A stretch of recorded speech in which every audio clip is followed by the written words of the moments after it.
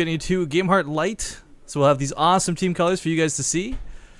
And I do want to remind everybody one more time, it's a best of 5, not a best of 3. This is the semifinals, and one of these two will move on to actually compete in Sao Paulo, Brazil.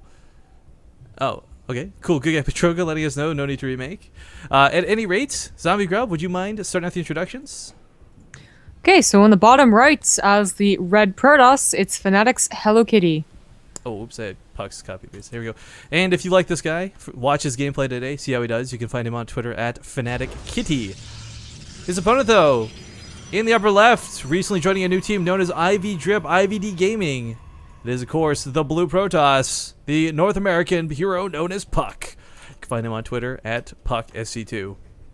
Now, a small thing about Puck that's actually kind of awesome, that, quite frankly, only 2 players in North America can say is, whether you see this as significant or insignificant, he is one of the 2 North American players who have actually won a North American Zotac Cup, and a lot of you regulars on Base Trade TV know how big of a deal that is. For those who don't, it's a tournament that's constantly dominated by, quite frankly, a combination Europeans and Koreans. Ooh, did you see the game slow down for some reason there, or? I did not. Okay, that was weird. I don't know what's going on. I just hope I'm not lagging. If I do lag, you kick me out. You tell me to leave right away, please. But yeah, Hello Kitty, also worth noting, is the only North American player on the Fnatic roster. So each of these guys does have something actually incredibly unique to them when it comes to their presence in the North American scene. Yeah. Of course, guys, Zotac NA is actually not NA, so that might be confusing. But it's open to everyone. That's why it's always dominated by Koreans and or Europeans.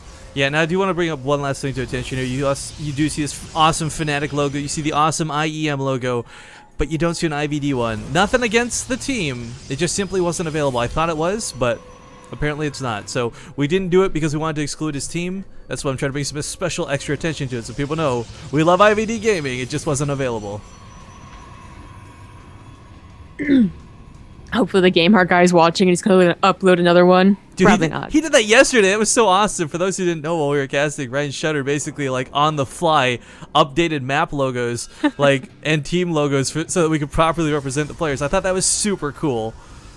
Yeah, of course, they're supposed to send it in to him, but he was nice enough to go and grab their logos and bring them in. So that's really, really nice. Hopefully IVD will, get caught up, because it's not guaranteed that everyone's going to be using Game Heart, but it's almost like inevitable that everyone will be using Game Heart. It would be really nice. I like it. I think there's a lot more information displayed on this than like the typical WCS overlays, for example. Oh, he is in chat. What's up, Ryan Shutter? Give him a shout out. Anyway, going forward to this, I do want to take a moment. We didn't actually give him proper praise and love during the break. We did have a subscriber to Base Trade TV, and I think he did it specifically so we give him a proper shout out. The person in question knows who I'm talking about. We're going to hold your shout out until we get to the next series, because that way you can get some proper love in. But Probe is not going to go down, actually. Puck is chasing it down with the Stalker, but it's not going to die. Oh, maybe not. Well, I was going to say, it looked like it was going to escape there through the fog of war, but still running for its life. Yo. But it did draw that Stalker out really, really far, and Hello Kitty's going to try and meet it with not just a Stalker, but also a Mothership Core. Obviously, one wins over the other. Puck says, well, this isn't that bad, but the Mothership Core will join in. Well, he has his own second Stalker coming on the way. I think Hello Kitty would have actually won that fight too anyways. He had the first hit off by a large margin, but second Stalker coming in. Bit of a scrappy fight to say the least, but ooh, even burning the Time Warp to make sure he gets this kill with a Stalker coming in. Puck focuses it. This is so silly, but great control on the Puck, and he even keeps one of his Stalkers alive, but here comes 2 more to clean up the mess. This is actually something you don't see a whole lot, but you did see a whole lot, where those like mid-game Stalker wars, they're usually gotten so good that like it doesn't happen, but Puck getting a little caught out of position right there, unfortunately, will already be down Stalkers versus Hello Kitties. Is he 3-getting? I think it's really important, though. Yeah, he's 3-get blink. Well, that's the thing, though. He got the Mothership Core, so there's no more high ground vision. He may have lost the Stalker fight in the middle of the map, just barely, but it prevents that blink from being the all-in jump in your base. What are you going to do about it? He has, of course, set up pylons on the other side of the map, but I don't know. It's going to be a bit funky, to say the least. Puck does have to be careful. He doesn't know that it's blink yet, of course. Yeah, exactly. He doesn't know it's blink. You have to have a sentry to force let him off the low ground, or if they get any vision of the high ground, of course, everything can blink up. So that's the problem that's happening right now, is that Puck does not know what's going on now. I did just warp in his Zealots, maybe? Oh, yeah, the Zealot. He's going to try and get a good scout off. A 4th gateway is coming down. Hello Kitty's going to be putting a lot into this. He thinks he can win off of this, and I am actually inclined to agree, especially if Puck moves out when Blink just finishes. That would be the worst thing ever. Still not done, but he's getting really, really bold here.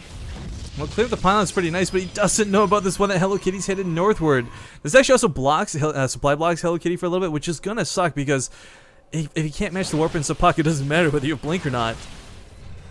Oh, he's using the Foggo or the bushes to try and help out here. It doesn't really work out, and now Hello Kitty's the one running away. Puck feels like he has an advantage now, too. He is on 3 gateways. Hello Kitty will be on 4 very, very soon, but this is important because A, it's Hello Kitty being kept back and outnumbered, but also behind this, Puck is going to be able to get an immortal once he realizes what Hello Kitty is doing.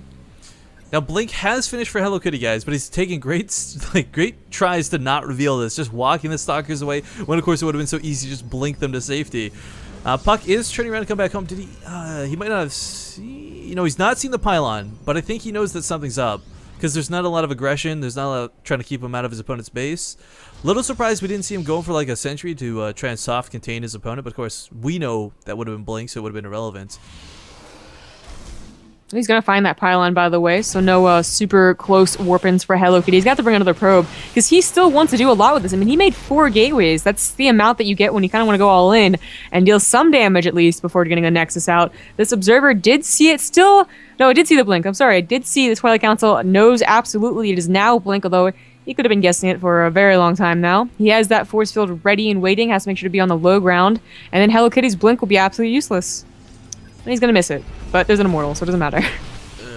Pylon is just in the very awkwardest of spots. This high ground vision is going to come into play in a big way as Hello Kitty starts blinking away. He gives up the vision to actually continue attacking. Of course, juking out quite a few hits. Stalker count has risen quite a bit counterattack. Here.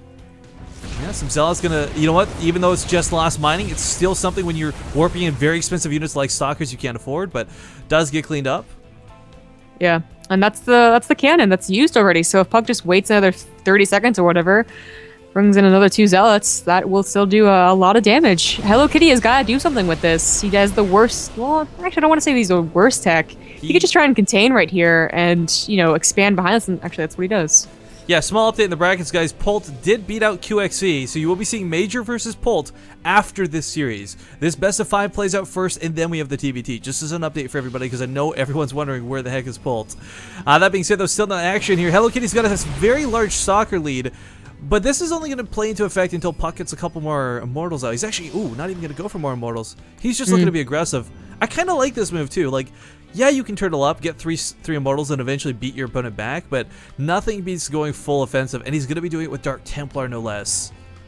Yeah, this is a kind of a common problem in that when Blink Stalker all-ins, like the player who does that, they'll try and contain a little bit, and of course still have the advantage, especially if they warp on a force field, then of course they're going to be able to contain very, very well, but by getting counter Blink, Puck makes sure that doesn't happen. Hello Kitty was not going to do that anyways, but at the very least he's going to have return Blinks, who's going to be able to chase Hello Kitty's down, and he's getting a Dark Shrine, so Hello Kitty's not going to have any observers. He went for a Twilight Council. He's not. If we're gonna be honest, I love watching Blinks. Blink Wars are my favorite thing, especially when you got 2 players like Puck, like Hello Kitty, who are at the caliber to like handpick each stalker individually and blink them back as they get low but not dead. Ooh! And that's what we see Hello Kitty do there immediately. Puck too, with that blink back on the red one. These are my favorite things. They're like, nothing is more micro-intense than this. Not even Circling Baneling Wars, when done precisely and perfectly. But Hello Kitty's on the full retreat. He knows even with his blink, he's going to be outclassed by that 1 Immortal. It's going to add a lot of extra damage to this. He's trying to get back home to where his Immortals are, where his sentries are. And Puck has to be careful he doesn't overextend. He doesn't get too greedy with this. I mean, this is a good push. He's looking strong, but it's not enough to just A-move and win. Ooh, but he's dark. Yeah, in the main. Yeah, warping. That's going to do a lot of damage. No cannon. In fact, I don't even think Hello Kitty ever got an observer. No, he did not. So, many probes are going down. Oh, he has to cancel the Immortal. He knows how much he needs that observer, but this really eats into it. Puck is going to try and focus this down. If he had a 3rd Dark Templar, maybe this could have beat the build time. It's still going to be really darn close. Oh my god. Is it? Oh my god. Zombie Grub. No, it's going to get out. It's going to get out. With the last tick of like, oh my god, one more. It's so ridiculous. But this cost him the natural. Force filling off in its entirety. Hello Kitty stuck in the main. Yes, he could blink down, but he doesn't want to leave the aid of his Immortal. He doesn't want to leave the sentries behind. Oh, he sniped the Observer, just warping in any more DTs, and Hello Kitty is dead. Oh, I can't believe Hello Kitty let that happen. And of course, with the Robo being dead, he's trying to remake it, but this One Dark Temple is going to kill everything. Meanwhile, fight outside the base is even looking to go in the favor of Puck. The force fields are a little bit awkward, but the Mothership Core still stands. He's going to add a little bit of extra damage, but thanks to those time warps, it guarantees... Oh! The probe pull from the south! Actually might win this fight. That's a lot of extra hits used to kill probes instead of the Immortals. But even then, as Zombie Grab said, no detection. No way to deal with any of this. The probes are trying to play Ring Around the Rosie. I don't know. Hello Kitty, he's buying enough time. Like that DT, I mean, I probably wouldn't be able to take down the Robo, but he's down to 6. Okay, what if he counterattacks though? Look at his army compared to Puck's. Like Puck what if he needs probably 1 or 2 warp-ins. Oh, Hello Kitty's actually making an Observer now. If he didn't have an Observer, I was going to say, like, Puck just warps in one Dark Templar and wins, but yeah, if this Observer gets across the map, Puck doesn't have anything at home. Oh my god. He was buying enough time by pulling those probes that the Observer was definitely going to get out, so Hello Kitty has detection. He has to make sure not to get like sniped again. That would be the worst. This is a really down and dirty game. Like, jeez, it's like a ZVZ knife fight right now. I think Puck should be able to hold this, in all honesty. I think so, too. Realistically. Like, this is not a base trade quite yet, so no hype. But there's no way, like, this is all in from Hello Kitty. He wins or he loses right here, and he's going to lose right here. That blink forward on top of the Immortal will guarantee it goes down. Now he's got the Stalker. Well, the Stalker's kind of even, but of course the Immortal for Puck still standing, looking really good. Good game is called. Hello Kitty will tap out. And wow.